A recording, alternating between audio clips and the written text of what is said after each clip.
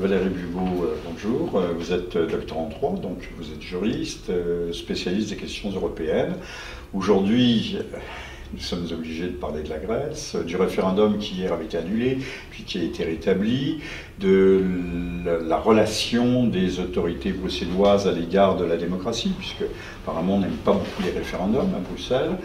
Et puis essayer de déblayer un peu, de donner quelques éléments de compréhension sur l'environnement de cette crise.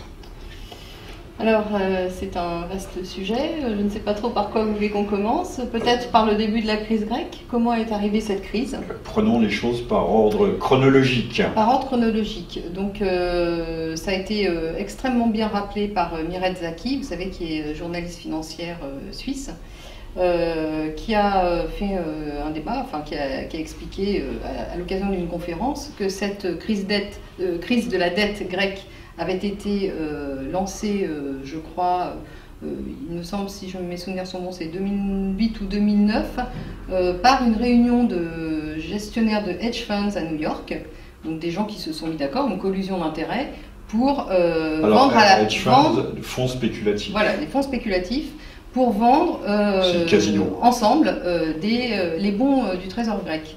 Vous savez que les marchés financiers sont extrêmement moutonniers. Donc quand ils ont vu qu'il y avait un risque sur la dette, tous les gestionnaires de fonds se sont mis à vendre la dette grecque. Et la Grèce s'est donc retrouvée à devoir payer des taux d'intérêt énormes, puisque vous savez que moins les gens veulent des fonds d'État, plus les intérêts de ces fonds augmentent pour attirer justement le chaland. Donc en réalité, la Grèce s'est retrouvée donc, de facto exclue des marchés financiers parce qu'elle ne pouvait pas, assurer des taux d'intérêt enfin là c'était monté à plus de 20%, je crois, hein, ou un peu moins, mais enfin autour de 20%. Donc elle s'est retrouvée exclue des marchés financiers et c'est comme ça que la crise grecque a commencé. C'est exactement dans ces conditions. Donc c'est une collusion d'intérêts de hedge funds dont l'un était dirigé par Soros.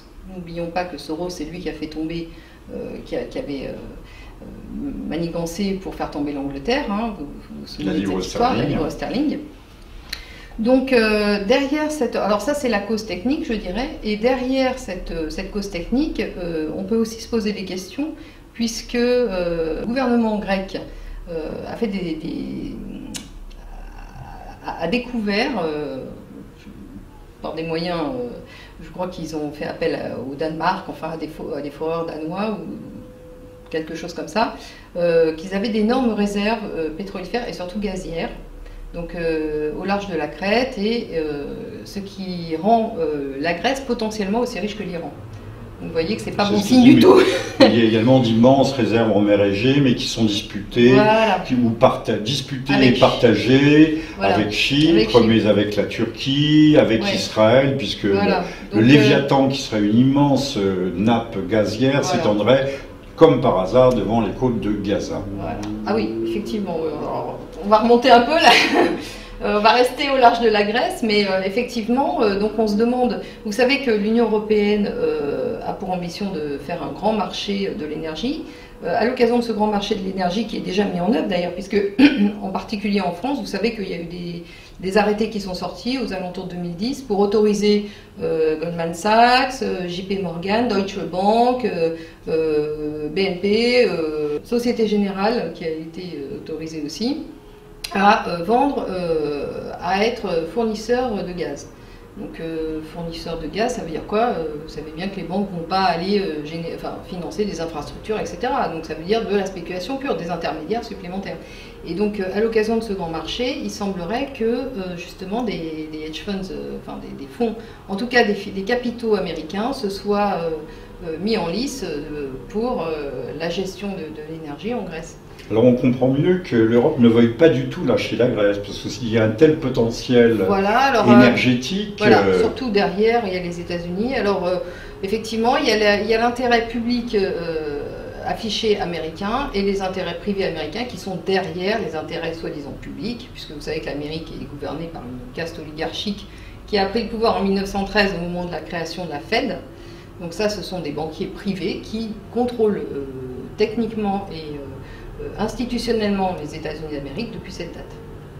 Donc l'Europe est devenue un satellite de cette petite caste de banquiers, d'oligarques, qui sont difficiles à cerner puisqu'ils n'apparaissent jamais en première ligne des entreprises. Enfin, quand on cherche un peu, il y a eu des études qui ont été faites, on retrouve à peu près toujours les mêmes Mais alors potentiellement, familles de capitalistes. Potentiellement, la Grèce a ou aurait les moyens de rembourser sa dette. Ah ben complètement. D'éponger dans ces conditions-là, tout son passif. À condition que ces exploitations se révèlent aussi fructueuses que ce qu'elles avaient l'air de. Mais elles doivent l'être, puisque rêver. Il y a déjà des accords de partenariat entre Israël, entre l'État hébreu et Chypre, et qui prévoient entre autres le stationnement de plusieurs dizaines de milliers d'hommes, de troupes israéliennes pour protéger les zones d'exploitation qui ne sont pas encore de la Grèce, déjà, au large de Chypre. Ah oui. Donc puisque toute cette il y aurait cette bande gazière qui remonterait. Ils ont fait. Pour l'instant, on en est au stade de l'exploration. Hein. Oui. La Grèce est endettée en raison de son budget d'armement qui excédait 4% au plus fort de la crise, ce qui faisait que M. Cohn-Bendit poussait des cris d'orfraie. Mais pourquoi la Grèce a-t-elle un budget aussi élevé? Tout simplement parce qu'elle est face à la Turquie et que les tensions sont toujours réelles. Oui, et puis qu'il doit y avoir aussi des pressions du lobby militaro-industriel pour... mais la Grèce reste malgré tout l'arme au pied face à la Turquie. Et ça, on ne va pas le dire, puisque la Turquie est le pilier oriental de l'OTAN. La Turquie prétendait entrer dans l'Europe. Donc il est assez... Les États-Unis prétendaient faire entrer la Turquie dans l'Europe, plus précisément. Je crois que les Allemands n'ont jamais été très très d'accord pour ce projet. Hein. Non. C'est d'ailleurs pour ça que ça ne s'est pas encore fait. Pour obtenir les bonnes grâces d'Ankara, les Américains, effectivement, avaient déjà, non pas vendu, mais donné l'Europe à la Turquie, mais ça ne s'est pas fait. Oui, voilà. Les Allemands sont vent debout contre ça. Potentiellement, la Grèce aurait des moyens, ce qui montre aussi que la lutte va être âpre, parce que là, nous assistons à une sorte de bras de fer, avec des concessions. La Banque Centrale Européenne vient de dire qu'elle ne mettrait pas la Grèce en position véritablement le dos au mur, qu'elle va continuer à permettre à l'alimenter en liquidité.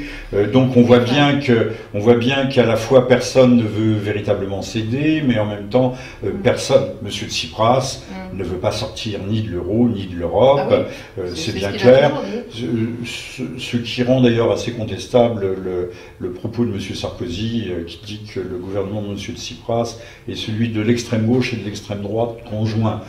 Est-ce qu'un homme d'extrême gauche souhaiterait à tout prix rester dans l'Europe? Ça, c'est une affaire qui mérite débat. Et d'extrême droite également, parce que si les gens nationalistes n'ont aucun intérêt à... Il n'y a pas de nationalistes, il y a un petit parti souverainiste. Donc il faudrait savoir déjà définir les termes extrême droite et extrême gauche. Après, on pourrait discuter. Oui, mais M. Sarkozy n'est pas économe d'abus de langage. Ah oui, ça c'est vrai, je suis bien d'accord avec vous. Oui, alors, concernant le soutien de la BCE, le soutien officiel de la BCE à la Grèce, il y a des tensions au sein de l'Union européenne. Pourquoi? Parce que l'Union européenne, tout le monde sait, est tenue économiquement par les États-Unis d'Amérique, est tenue militairement par les États-Unis d'Amérique, puisque la défense européenne est sous commande de l'OTAN, dans les traités européens. Donc il y a cette mouvance très forte, ce tutorat, cette tutelle américaine qui refuse à tout prix que la Grèce sorte de l'euro et de l'Union européenne. Maintenant, vous avez les Allemands qui, riches de leur expérience politique passée, se méfient beaucoup de l'hyperinflation par la dévaluation monétaire, liée aux dévaluations monétaires, liées à l'abus de liquidité et de monnaie que nous connaissons actuellement. Donc eux sont très inquiets. Vous avez une grosse partie de l'intelligentsia économique allemande qui est très très inquiète et qui voudrait très probablement sortir de l'euro depuis déjà quelques années, puisque comme nous en parlions tout à l'heure, en 2011, les Allemands avaient déjà entrepris de faire éditer des Deutschmark. À Londres. À Londres. Et secrètement. Voilà. Donc, une grosse partie de l'élite économique allemande ne tient pas du tout à ce que cet euro perdure et voudrait en sortir. Ils ne peuvent pas officiellement le dire parce qu'ils sont tenus politiquement par les États-Unis d'Amérique. Merkel est un quasi-agent américain. Enfin bon, je je ne sais pas jusqu'où ça va, mais enfin, elle est quand même relativement docile vis-à-vis du tuteur américain. Donc je pense qu'elle ne peut pas jouer franc jeu, mais elle a une grosse partie de ses élites économiques qui tirent dans l'autre sens. Donc c'est pour ça qu'à la BCE, ils sont un peu coincés également, puisqu'ils sont quand même tenus par la domination allemande. Donc il était question là récemment de faire payer le MES, d'actionner le MES pour financer l'argent que la Grèce demande. Alors triturage et tripatouillage, on cherche des accommodements techniques. Oui, enfin le MES c'est pas un accommodement technique parce que l'appel en garantie des États, je vous dis pas, la France tombe en faillite immédiatement. Hein. Si on appelle en garantie le MES, la France suit la Grèce dans les quelques mois qui suivent. Il n'y a pas de possibilité autrement. On va s'endetter. Notre endettement va flamber d'une façon tellement énorme. Alors, le mécanisme européen de stabilité est une pure scélératesse. Il a les mêmes statuts que ce qu'on a connu au début du XXe siècle avec la BRI, Banque des règlements internationaux, à Bâle. C'est une institution financière à part entière qui est complètement déconnectée de toute réalité politique comment dirais-je, populaire, hein, puisque ce sont des gens qui ont bénéficié d'une immunité totale, exonération totale d'impôts, qui vivent entre eux, qui règlent leurs petits problèmes entre eux. Enfin bon, c'est absolument c'est une petite caste et une petite élite artificielle. Bon, alors, artificielle, mais enfin qui a quand même le contrôle officiel. Enfin, parlons sans non pas nous égarer, mais nous aventurer dans le domaine technique de la dette, de la nature de la dette grecque, et au-delà de la dette grecque, la dette aussi bien d'Italie, de l'Espagne, de la France. Allons-y.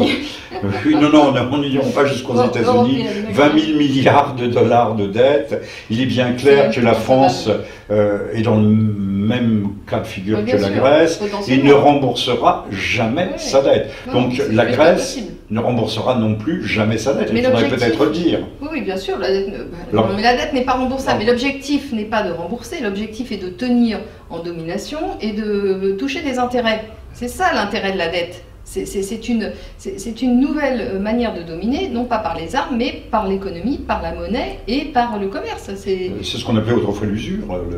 Les paysans s'endettent pour acheter leurs graines et leurs outils, et après, ça va être de plus en plus.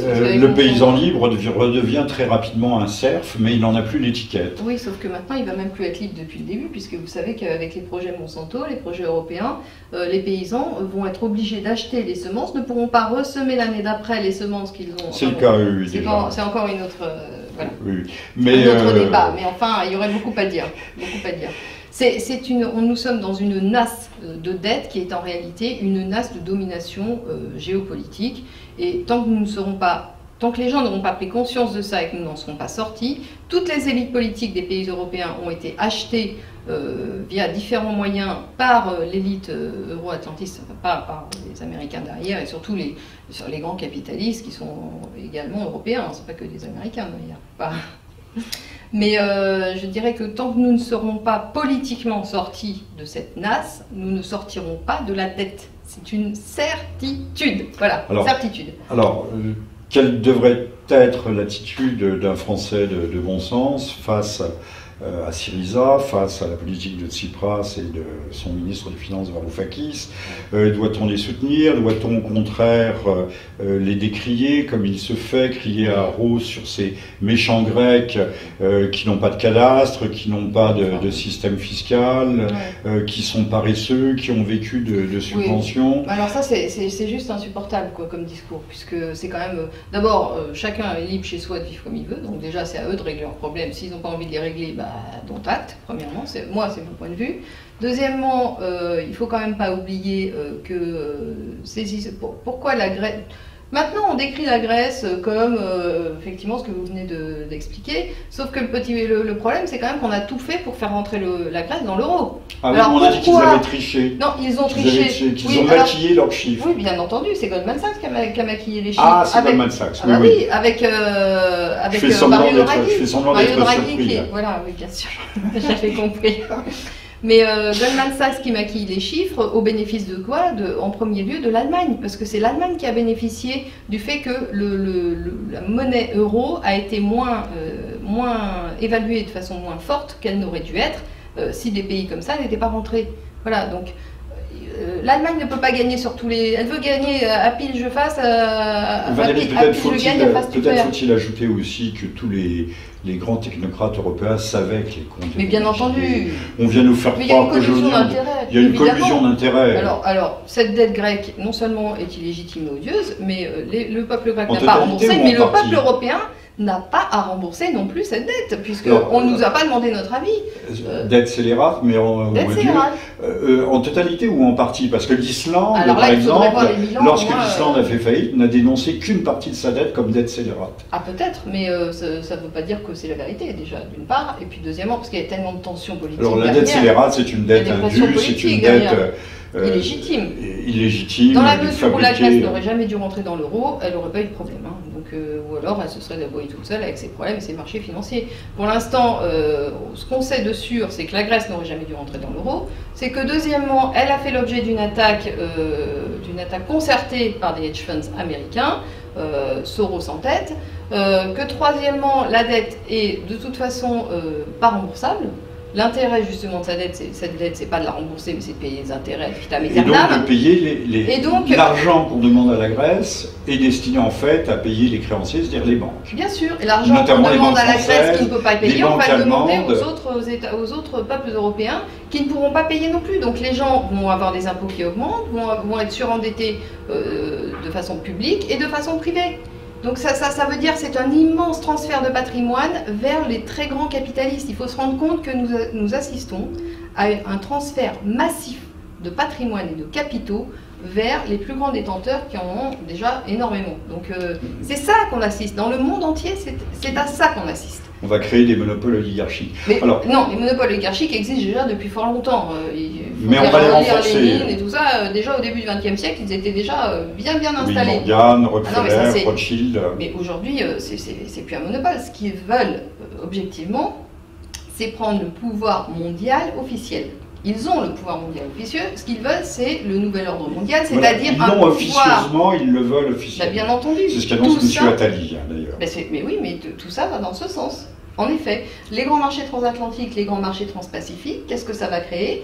Une fois que ces deux grands marchés seront réunis, puisque ce sont des frères jumeaux, eh bien, on va faire même méthode que ce qui s'est passé pour l'Union européenne, un nouveau traité, puisque tous ces grands marchés vont nécessiter la création d'institutions. Donc nous allons assister à un nouveau traité d'institutions qui vont réunir les grands marchés transatlantiques et transpacifiques. Donc vous voyez que c'est un formidable effet de levier géopolitique contre les pays qui ne seront pas dans ce système. Donc la dette est une machine contre la de Chine, guerre, contre la Russie. Parmi d'autres. Mais bien entendu, la dette c'est un moyen d'action politique, comme le droit est un moyen d'action politique. Un mot de réflexion, mais pas plus qu'un mot, sur cette histoire de référendum, de démocratie, de référendum qui fait horreur aux classes dirigeantes européennes. On l'a bien vu en 2005, lorsque un référendum avait été prévu au Royaume-Uni, un autre en Pologne, ils ont été annulés à la suite du vote non au projet de traité constitutionnel européen, vote non par la Hollande et par la France. Il y avait déjà eu au moment du début, je crois que c'était en 2011, en Grèce même, un projet de consultation populaire qui avait été annulé par l'Europe à dernière minute. Le gouvernement est tombé d'ailleurs. Et le gouvernement était tombé. Donc que peut-on dire, que pouvez-vous dire sur le rôle des institutions européennes et leur rapport étrange, pour ne pas plus dire, à l'égard de la démocratie universelle? Non, les institutions européennes, dans les traités, sont officiellement fabriquées de façon non démocratique. C'est une évidence. Ceux qui prennent les décisions ne sont pas des gens élus. Ça, c'est la première chose. Deuxièmement, il n'y a plus aucune séparation des pouvoirs. Donc, dans la mesure où il n'y a pas de séparation des pouvoirs, le préambule de la Constitution de 1958, qui est en réalité la Déclaration des droits de l'homme de 1789, nous indique qu'en l'absence de séparation des pouvoirs, nous n'avons pas de Constitution. Donc voilà, premièrement, dès le départ, l'Union européenne n'est pas démocratique et ça a toujours été comme ça, bien qu'ils aient voulu prétendre le contraire, qu'ils mettent en avant les démarches citoyennes. Vous savez que prétendument les citoyens pourraient être à l'initiative d'un projet de loi, ce qui est complètement faux. Je l'ai décrit par ailleurs. C'est un leurre. C'est une escroquerie intellectuelle. C'est une escroquerie intellectuelle, absolument. Mais on n'en est pas après dans les traités européens. Il faut lire les traités européens. Non, les traités européens sont des traités de libre-échéange, point barre. Mais ce ne sont pas des traités de libre-ensemble. La distance entre le discours officiel des Hollande, des Sarkozy... Les mondialistes sont de très grands rhéteurs, oui, voilà. Ou des sophistes également. Ce sont des maîtres en rhétorique. Et vous n'avez qu'à écouter Attali. Attali est un as en rhétorique. Il est extraordinaire, ce type-là. Il faut décrypter ses discours, mais en débat, il est imbattable parce que c'est un maître rhéteur, vraiment. Et tous les mondialistes sont comme ça. On a encore un exemple récemment avec, vous savez que dans les négociations du grand marché transatlantique, il y avait la clause de règlement des différends qui bloquait. Donc là, vous avez la commissaire, alors la clause de règlement des différends, elle bloque pourquoi? Parce que ça permettrait aux multinationales d'attaquer des États au sein de tribunaux privés qui sont des cours d'arbitrage. Alors, qu'à cela ne tienne, comme il y a eu une levée de bouclier populaire énorme, que les gens se sont quand même dit, c'est quand même incroyable, ça a été déjà mis en œuvre au sein de l'ALENA, on a vu les dégâts, hein. Les dégâts ne sont pas fantasmagoriques, hein, c'est réel. Il y a eu une levée de bouclier, donc la commissaire européenne, la Malmström, a trouvé la parade.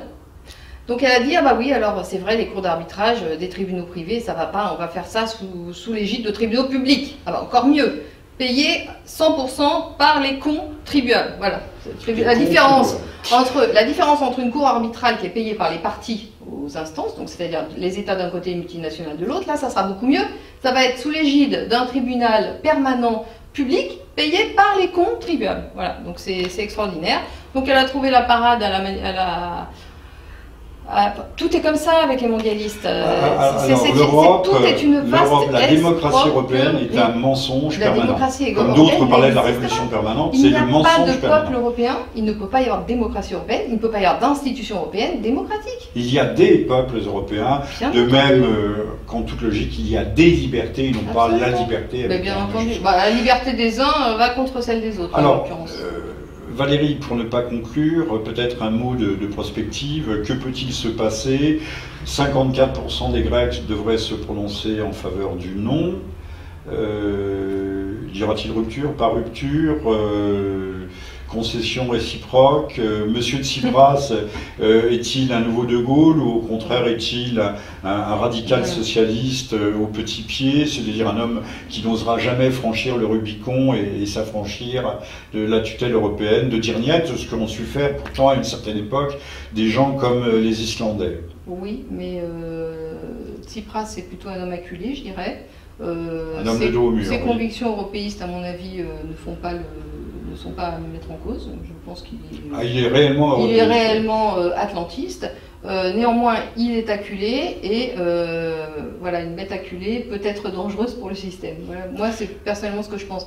Les Grecs, il y a une désinformation énorme et permanente de la Grèce. Quand vous proposez à des Grecs comme ça dans la rue, faites le test, moi je l'ai fait en 2011 ou 2012, ils étaient déjà dans une grosse panade, on me demandait la solution, la solution, je leur ai dit, mais sortir de l'Union Européenne, quand vous parlez comme ça à des Grecs, ils ont l'impression que vous leur proposez de retourner au régime des colonels. Il y a une désinformation politique, économique et sociale considérable dans tous les pays européens, et en Grèce en particulier. Donc l'intérêt des Grecs est évidemment de sortir de tout ça, mais l'intérêt des Français aussi, je dirais. Alors, hypothèse et l'intérêt des Allemands également. Hypothèse du pire, la Grèce sort de la zone euro, alors on nous fait croire que c'est le cataclysme, donc c'est la fin de l'Europe, que l'Europe va se démantibuler, se défaire. Ça c'est dans le meilleur des cas. Demain l'apocalypse.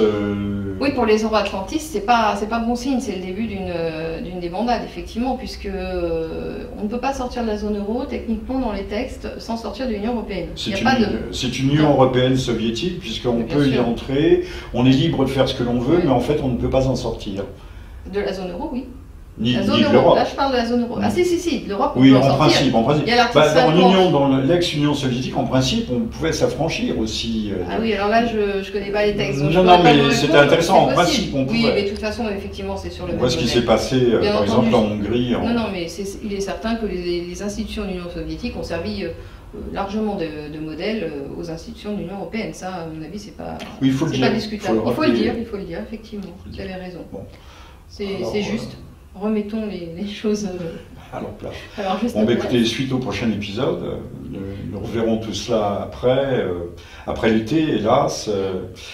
Oui. Mais l'été va passer extrêmement vite et risque d'être riche en rebondissements. Après l'été, très probablement, ce qui va se passer, c'est que les citoyens, les contribuables européens vont être appelés au secours mettre la main à la poche pour financer la dette grecque que les Grecs ne peuvent pas financer. Il n'y a qu'une seule issue, c'est celle-là. Techniquement, il n'y a pas d'autre issue. On ne veut pas remettre en cause ce qu'on appelle le modèle social, ni européen, ni encore plus français. Modèle antisocial.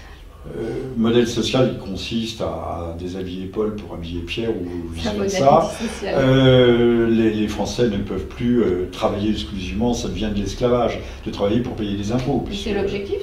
C'est l'objectif, puisque l'objectif c'est un vaste transfert de patrimoine des élites. D'ailleurs, les élites euro-atlantistes, les élites mondialistes ont pour projet la suppression de la propriété privée pour tous. Alors là, vous venez de lâcher le grand mot, donc l'expropriation par la fiscalité. Donc en fait, ce qu'on appelle... ils ont d'autres projets, mais ça, ce qu'on appelle l'hypercapitalisme est en fait un communisme déguisé. Bien entendu. L'hypercapitalisme, c'est la société de la termitière. La société de la termitière. Oui, on peut appeler ça comme ça, c'est une façon d'envisager les choses, mais les mondialistes sont contre la propriété privée pour tous, mais ils ne sont pas contre leur propriété privée. Bien entendu. Voilà. Donc nous entrons là dans un système néo-féodal qui n'est plus tenu par les armes, mais tenu par la monnaie, le libre-échange et les monnaies. Et encore, il y avait dans le système, et nous en terminerons là, un lien organique entre le seigneur, le suzerain, ses féaux, et le serf, puisque l'intérêt du seigneur était que le serf ait de belles récoltes, se porte bien, travaille bien la terre, tandis que là, ce n'est plus tout à fait le cas. Les masses humaines étant telles, on peut les sacrifier, en masse. Vous avez tout à fait raison, c'est un néo-féodalisme beaucoup plus dangereux que celui qu'on a connu antérieurement. Pour la raison que vous venez de rappeler, et aussi pour l'autre raison, c'est que quand même les seigneurs féodaux risquaient leur peau. Et il y avait les seigneurs monétaires et commerciaux il y avait un lien de réciprocité, c'était des obligations réciproques, de devoirs, de droits et de devoirs. C'était réciproque. Un système d'obligation. Où le seigneur risquait sa vie à la guerre. Voilà. Alors que là, les seigneurs qui nous dirigent ne risquent plus jamais leur vie nulle part. Enfin, faut quand même se rendre compte qu'eux n'ont rien à nous offrir. À part nous envoyer au casse-pipe. Ah bah si. Au nom de la liberté, nous offrir l'enfer. Au nom de la liberté, de l'égalité et de la fraternité humaine. Oui, enfin ça c'est... non mais ça c'est ce qu'on donne en pâture à la populace pour qu'elle suive le mouvement, pour qu'elle soit enthousiaste à suivre ce mouvement, ce vaste mouvement de libre-échange. Oui, mais ce qui est triste, c'est que la France, et là il va falloir nous séparer, la France Charlie Zombie marche dans la combine, marche dans ses slogans, continue à croire à ses leurres conceptuelles. C'est la méthode utilisée par les banquiers depuis toujours, retenir l'information pertinente et diffuser des informations qui n'en sont pas, des fausses informations, des fausses données. Ça permet un contrôle des masses absolument gigantesque et ça permet de concentrer les capitaux. Les banquiers ont pratiqué comme ça depuis toujours et ça leur a réussi. Donc on ne change pas une méthode qui gagne. Les banquiers et les politiques et les banquiers. Bah oui, parce que les banquiers financent les politiques, donc les politiques sont des suzerains, des banquiers souverains. Voilà, on va dire ça comme ça. Valérie Bugeaud, merci et on vous dit à très bientôt. Monsieur Vernochet, merci à vous.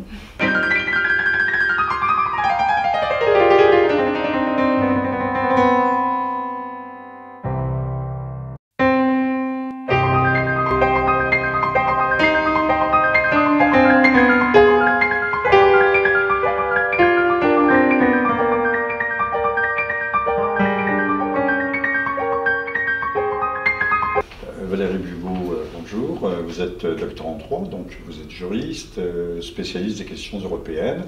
Aujourd'hui, nous sommes obligés de parler de la Grèce, du référendum qui hier avait été annulé, puis qui a été rétabli, de la relation des autorités bruxelloises à l'égard de la démocratie, puisque apparemment on n'aime pas beaucoup les référendums à Bruxelles. Et puis essayer de déblayer un peu, de donner quelques éléments de compréhension sur l'environnement de cette crise. Alors, c'est un vaste sujet. Je ne sais pas trop par quoi vous voulez qu'on commence. Peut-être par le début de la crise grecque. Comment est arrivée cette crise? Prenons les choses par ordre chronologique. Par ordre chronologique. Donc, ça a été extrêmement bien rappelé par Mireille Zaki, vous savez, qui est journaliste financière suisse, qui a fait un débat, enfin, qui a expliqué à l'occasion d'une conférence que cette crise de la dette grecque avait été lancée, je crois, il me semble, si je mes souvenirs sont bons, c'est 2008 ou 2009, par une réunion de gestionnaires de hedge funds à New York, donc des gens qui se sont mis d'accord, une collusion d'intérêts, pour vendre à la hedge funds, fonds spéculatifs. Voilà, des fonds spéculatifs, pour vendre ensemble les bons du trésor grec. Vous savez que les marchés financiers sont extrêmement moutonniers. Donc quand ils ont vu qu'il y avait un risque sur la dette, tous les gestionnaires de fonds se sont mis à vendre la dette grecque. Et la Grèce s'est donc retrouvée à devoir payer des taux d'intérêt énormes, puisque vous savez que moins les gens veulent des fonds d'État, plus les intérêts de ces fonds augmentent pour attirer justement le chaland. Donc en réalité, la Grèce s'est retrouvée donc de facto exclue des marchés financiers parce qu'elle ne pouvait pas, assurer des taux d'intérêt enfin là c'était monté à plus de 20%, je crois, hein, ou un peu moins, mais enfin autour de 20%. Donc elle s'est retrouvée exclue des marchés financiers et c'est comme ça que la crise grecque a commencé. C'est exactement dans ces conditions. Donc c'est une collusion d'intérêts de hedge funds dont l'un était dirigé par Soros. N'oublions pas que Soros, c'est lui qui a fait tomber, qui avait manigancé pour faire tomber l'Angleterre, hein, vous vous souvenez de cette histoire, la livre sterling. Donc derrière cette... Alors ça c'est la cause technique, je dirais, et derrière cette cause technique, on peut aussi se poser des questions, puisque le gouvernement grec a découvert, par des moyens, je crois qu'ils ont fait appel au Danemark, enfin à des foreurs danois, ou quelque chose comme ça, qu'ils avaient d'énormes réserves pétrolifères et surtout gazières, donc au large de la Crète, et ce qui rend la Grèce potentiellement aussi riche que l'Iran. Donc vous voyez que c'est pas bon signe du tout. Il y a également d'immenses réserves en mer Égée, mais qui sont disputées, voilà. Et partagées avec Chypre, mais avec la Turquie, avec Israël, puisque le Léviathan, qui serait une immense nappe gazière, s'étendrait comme par hasard devant les côtes de Gaza. Voilà. Ah oui, effectivement. Alors, on va remonter un peu là.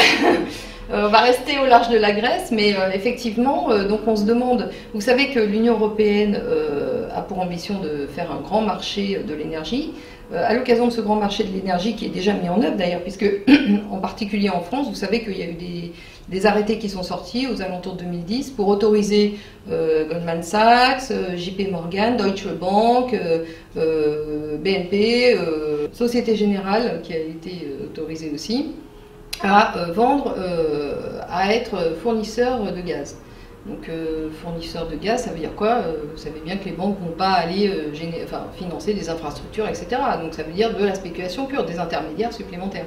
Et donc à l'occasion de ce grand marché, il semblerait que justement des hedge funds, des fonds, en tout cas des capitaux américains, se soient mis en lice pour la gestion de l'énergie en Grèce. Alors on comprend mieux que l'Europe ne veuille pas du ministre des Finances Varoufakis.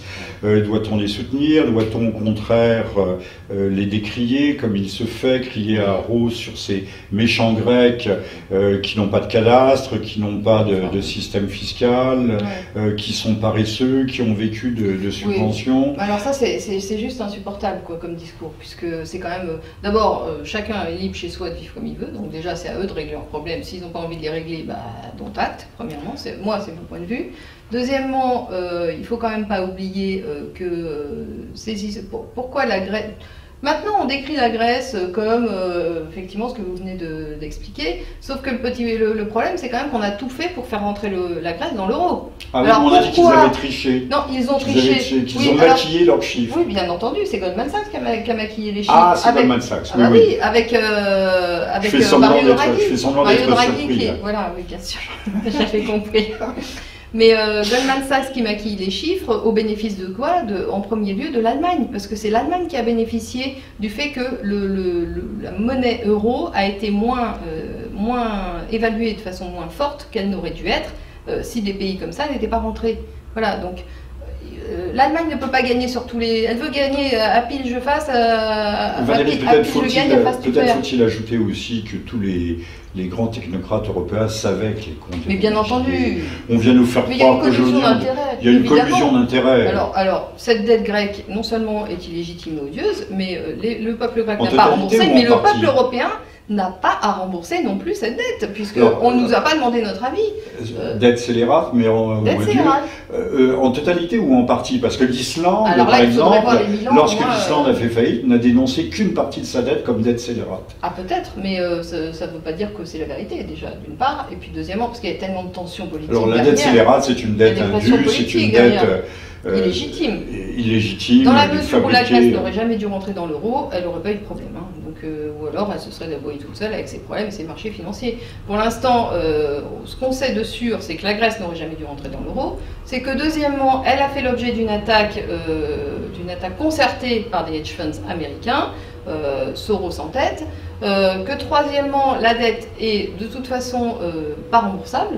L'intérêt justement de cette dette, c'est pas de la rembourser, mais c'est de payer les intérêts vitam aeternam. Et donc de payer l'argent qu'on demande à la Grèce est destiné en fait à payer les créanciers, c'est-à-dire les banques. Bien sûr, et l'argent qu'on demande à la Grèce qui ne peut pas payer, on va le demander aux autres peuples européens qui ne pourront pas payer non plus. Donc les gens vont avoir des impôts qui augmentent, vont être surendettés de façon publique et de façon privée. Donc ça veut dire que c'est un immense transfert de patrimoine vers les très grands capitalistes. Il faut se rendre compte que nous assistons à un transfert massif de patrimoine et de capitaux vers les plus grands détenteurs qui en ont déjà énormément. Donc c'est ça qu'on assiste. Dans le monde entier, c'est à ça qu'on assiste. On va créer des monopoles oligarchiques. Non, les monopoles oligarchiques existent déjà depuis fort longtemps. Mais on va les renforcer. Lénine et tout ça, déjà au début du XXe siècle, ils étaient déjà bien installés. Oui, Morgan, Rockefeller, Rothschild. Mais aujourd'hui, c'est plus un monopole. Ce qu'ils veulent, objectivement, c'est prendre le pouvoir mondial officiel. Ils ont le pouvoir mondial officieux. Ce qu'ils veulent, c'est le nouvel ordre mondial, c'est-à-dire un pouvoir... officieusement, ils le veulent officiellement. Bien entendu. C'est ce qu'annonce M. Attali, d'ailleurs. Mais oui, mais tout ça va dans ce sens. En effet, les grands marchés transatlantiques, les grands marchés transpacifiques, qu'est-ce que ça va créer? Une fois que ces deux grands marchés seront réunis, puisque ce sont des frères jumeaux, eh bien, on va faire même méthode que ce qui s'est passé pour l'Union européenne, un nouveau traité, puisque tous ces grands marchés vont nécessiter la création d'institutions. Donc nous allons assister à un nouveau traité d'institutions qui vont réunir les grands marchés transatlantiques et transpacifiques. Donc vous voyez que c'est un formidable effet de levier géopolitique contre les pays qui ne seront pas dans ce système. Donc la dette est une machine contre la Chine, de guerre contre la Russie. Parmi d'autres. Mais bien entendu, la dette c'est un moyen d'action politique, comme le droit Valérie, est un moyen d'action politique. Un mot de réflexion, mais pas plus qu'un mot sur cette histoire de référendum, de démocratie, de référendum qui fait horreur aux classes dirigeantes européennes. On l'a bien vu en 2005 lorsque un référendum avait été prévu au Royaume-Uni, tout lâcher la Grèce, parce qu'il y a un tel potentiel énergétique. Surtout derrière, il y a les États-Unis. Alors, effectivement, il y a l'intérêt public affiché américain et les intérêts privés américains qui sont derrière les intérêts soi-disant publics, puisque vous savez que l'Amérique est gouvernée par une caste oligarchique qui a pris le pouvoir en 1913 au moment de la création de la Fed. Donc ça, ce sont des banquiers privés qui contrôlent techniquement et institutionnellement les États-Unis d'Amérique depuis cette date. Donc l'Europe est devenue un satellite de cette petite caste de banquiers, d'oligarques qui sont difficiles à cerner puisqu'ils n'apparaissent jamais en première ligne des entreprises. Enfin, quand on cherche un peu, il y a eu des études qui ont été faites, on retrouve à peu près toujours les mêmes alors, potentiellement, familles de capitalistes. Potentiellement, la Grèce a ou aurait les moyens de rembourser sa dette. Ah ben complètement. D'éponger tout son passif. À condition que ces exploitations se révèlent aussi fructueuses que ce qu'elles avaient l'air de Mais elles doivent l'être, puisque rêver. Il y a déjà des accords de partenariat entre Israël, entre l'État hébreu et Chypre, et qui prévoient entre autres le stationnement de plusieurs dizaines de milliers d'hommes, de troupes israélienne pour protéger les zones d'exploitation qui ne sont au pas large encore de la Grèce déjà au large de Chypre. Ah oui. Donc puisque toute cette, il y aurait cette bande gazière qui remonterait.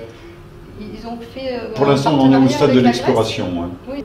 La Grèce est endettée en raison de son budget d'armement qui excédait 4% au plus fort de la crise, ce qui faisait que M. Cohn-Bendit poussait des cris d'orfraie. Mais pourquoi la Grèce a-t-elle un budget aussi élevé? Tout simplement parce qu'elle est face à la Turquie et que les tensions sont toujours réelles.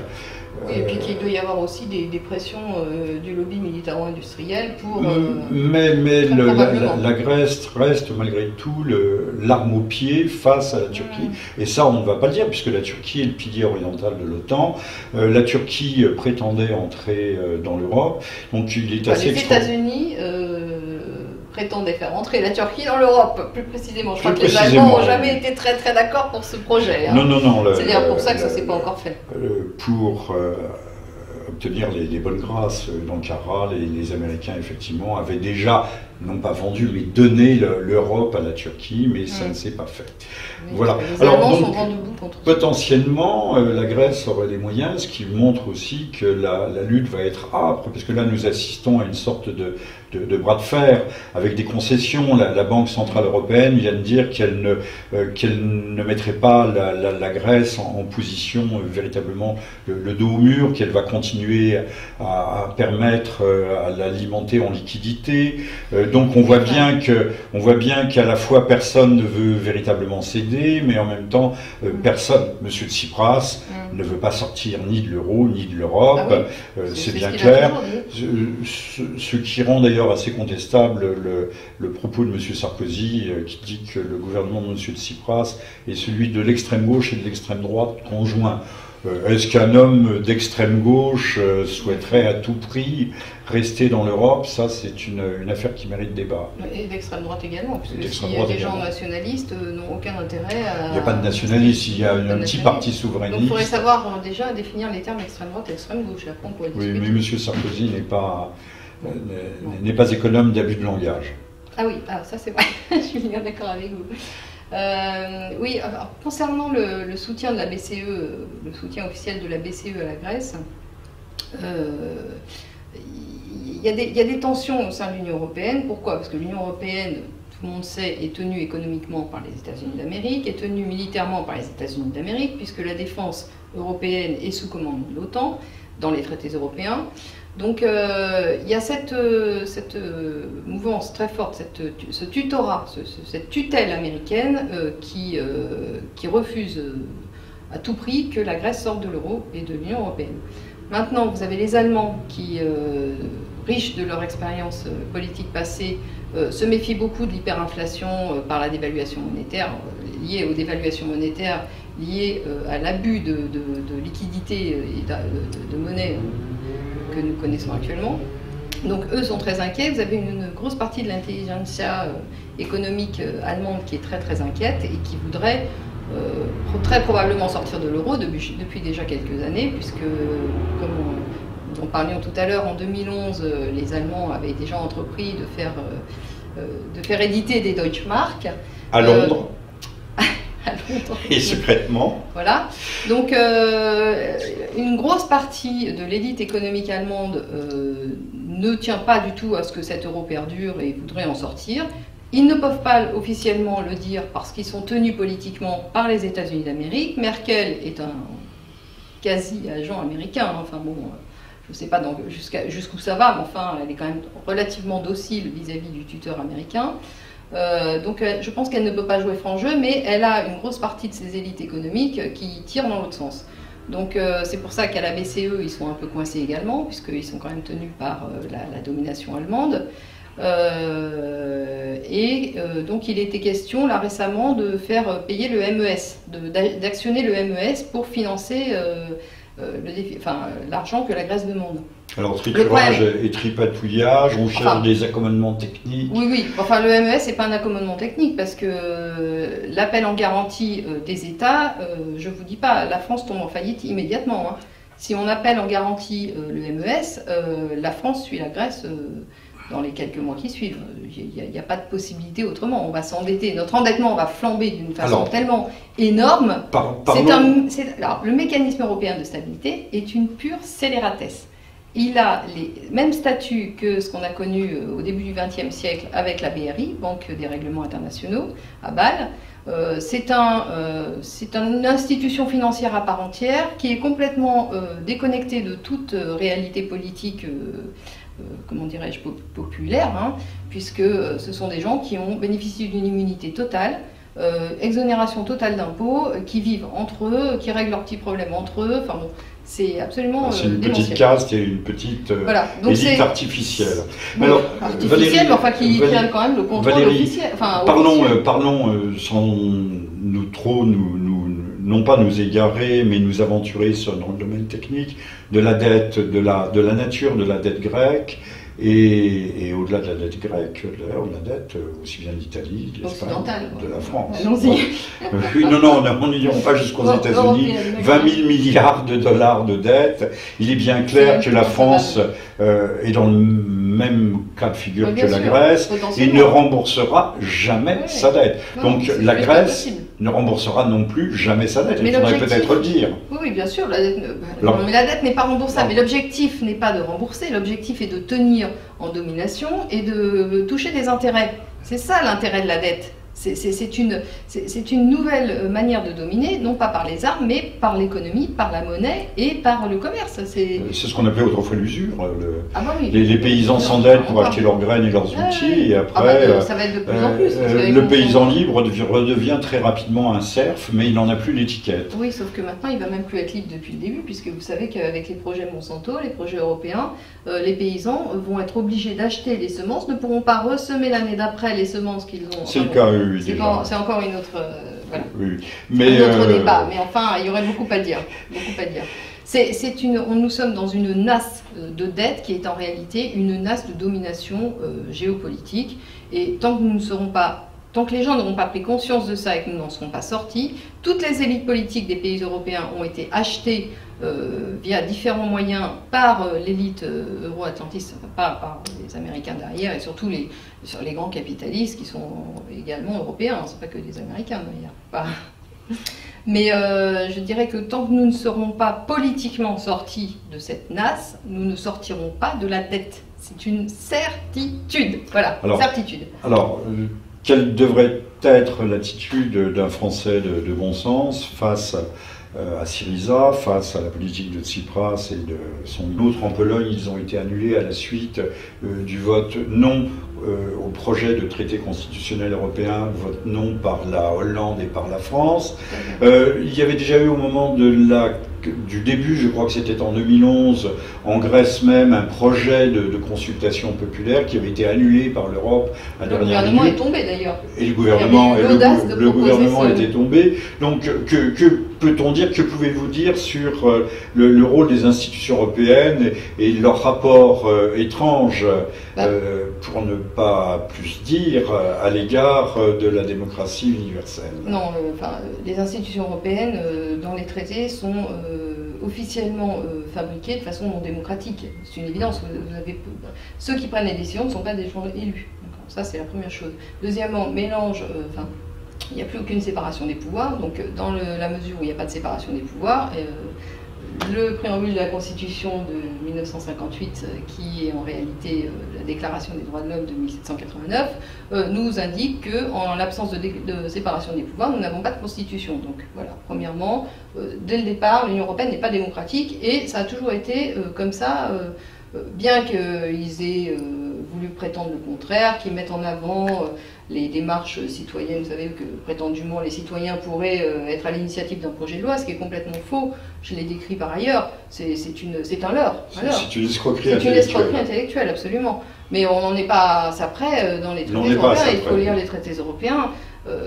Les traités européens sont des traités de libre-échange, point barre. Ce ne sont pas des traités de libre-échange. La distance entre le discours officiel des Hollande, des Sarkozy... Les mondialistes sont de très grands rhéteurs, ou des sophistes également. Ce sont des maîtres en rhétorique. Et vous n'avez qu'à écouter Attali. Attali est un as en rhétorique. Il est extraordinaire ce type-là. Il faut décrypter ses discours, mais en débat, il est imbattable parce que c'est un maître rhéteur, vraiment. Et tous les mondialistes sont comme ça. On a encore un exemple récemment avec, vous savez que dans les négociations du grand marché transatlantique, il y avait la clause de règlement des différends qui bloquait. Donc là, vous avez la commissaire, alors la clause de règlement des différends, elle bloque pourquoi? Parce que ça permettrait aux multinationales d'attaquer des États au sein de tribunaux privés qui sont des cours d'arbitrage. Alors, qu'à cela ne tienne, comme il y a eu une levée de bouclier populaire énorme, que les gens se sont quand même dit, c'est quand même incroyable, ça a été déjà mis en œuvre au sein de l'ALENA, on a vu les dégâts, hein. Les dégâts ne sont pas fantasmagoriques, hein, c'est réel. Il y a eu une levée de bouclier, donc la commissaire européenne, la Malmström, a trouvé la parade. Donc elle a dit, ah bah oui, alors c'est vrai, les cours d'arbitrage des tribunaux privés, ça va pas, on va faire ça sous l'égide de tribunaux publics. Ah bah encore mieux, payé 100% par les contribuables. Voilà. La différence entre une cour arbitrale qui est payée par les parties aux instances, donc c'est-à-dire les États d'un côté et les multinationales de l'autre, là ça sera beaucoup mieux. Ça va être sous l'égide d'un tribunal permanent public payé par les contribuables. Voilà, donc c'est extraordinaire. Donc elle a trouvé la parade tout est comme ça avec les mondialistes. Tout est une vaste la démocratie européenne est un mensonge permanent. Comme d'autres parlaient de la révolution permanente, c'est le mensonge permanent. Il n'y a pas de peuple européen, il ne peut pas y avoir de démocratie européenne, il ne peut pas y avoir d'institution européenne démocratique. Il y a des peuples européens, de même qu'en toute logique, il y a des libertés, et non pas la liberté. Mais bien entendu, la liberté des uns va contre celle des autres. Alors, en l'occurrence. Valérie, pour ne pas conclure, peut-être un mot de prospective. Que peut-il se passer? 54% des Grecs devraient se prononcer en faveur du non. Y aura-t-il rupture? Pas rupture?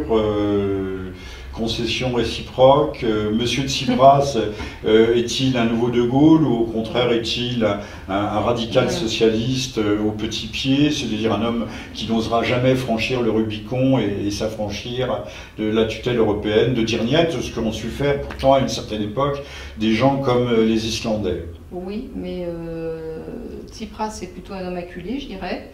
Un homme de dos au mur. Ses convictions européistes, à mon avis, ne sont pas à mettre en cause. Je pense qu'il est réellement atlantique.